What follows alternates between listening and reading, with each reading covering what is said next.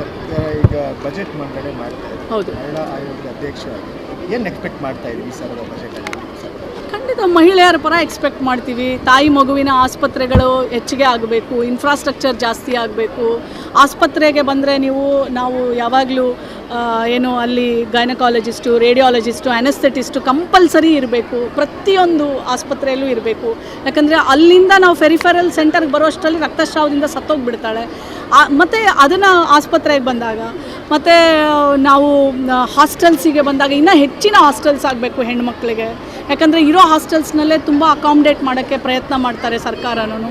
So ಹಾಗಾಗಿ ಹೆಚ್ಚಿನ hostels ಪ್ರತಿ ಜಿಲ್ಲೆಗಳಲ್ಲೂ, ಎಸ್ಪೆಷಲಿ ಹಿಂದುಳಿದಂಥ ಜಿಲ್ಲೆಗಳಿಗೆ ಜಾಸ್ತಿ ಅನುದಾನ ಕೊಟ್ಟು ಜಾಸ್ತಿ ಹಾಸ್ಟೆಲ್ಸ್ಗಳಾದರೆ ಮಕ್ಕಳಿಗೆ ವಿದ್ಯಾಭ್ಯಾಸಕ್ಕೆ ಸಪೋರ್ಟ್ ಆಗುತ್ತೆ.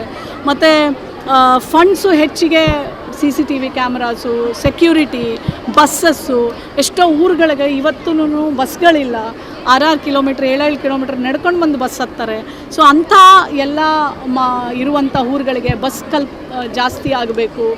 ಈ ಥರ ಆಯೋಗದ ಅಧ್ಯಕ್ಷೆ ಒಂದು ಲಿಸ್ಟೇ ಕೊಡ್ತೀನಿ ಏನೇನು ಆಗಬೇಕು ಅಂತ. ಖಂಡಿತ ನಮ್ದು ಪ್ರತಿಯೊಂದು ಜಿಲ್ಲೆಯನ್ನು, ಈಗ ಮಂಗಳೂರು ಜಿಲ್ಲೆ ವಿಸಿಟ್ ಆದಮೇಲೆ ಒಂದು ಎಲ್ಲ ವರದಿ ಮಾನ್ಯ ಮುಖ್ಯಮಂತ್ರಿಗಳ ಸರ್ಕಾರಕ್ಕೆ, ಚೀಫ್ ಸೆಕ್ರೆಟರಿಗೆ ಬರಿತೀವಿ ನಾವು.